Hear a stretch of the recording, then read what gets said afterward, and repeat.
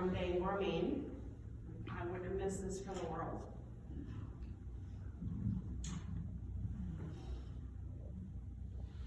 Sorry. I wrote this on the way down because I had a feeling I might have to say, not that I had to say something, but I wanted to say something. First of all, I want to thank everybody for being here. I want to thank Pastor Rick and EJ both for helping me the last couple of weeks. Thank you both, guys. I appreciate it. I, like many, were shocked by Gary's passing. I'm still trying to wrap my head around it.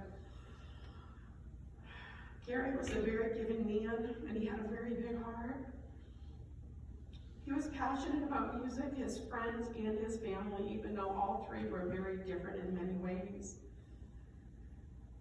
Many may not know, but Gary married my mom when I was 7. When I was 9, he asked my mother and I how I would feel about him adopting me. He said I was his kid, he was raising me, he loved me, and he wanted me to have his last name.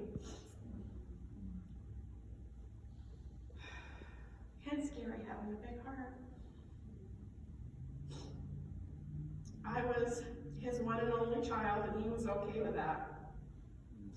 It takes a big person to fully embrace the role of a stepdad.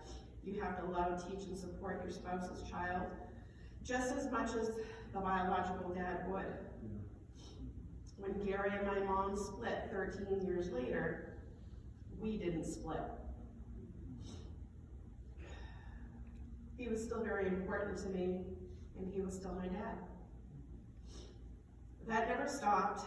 He loved me unconditionally and wholeheartedly, hence Gary having a big heart.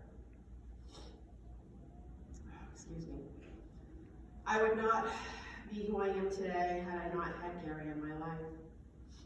I thank God every day that he was such a big part of my life. And Gary leaves behind many people who loved him and will miss him dearly.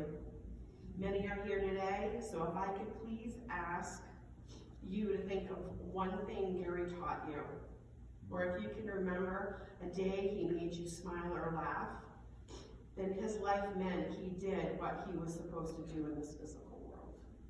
That's what I ask, is for everybody to just remember.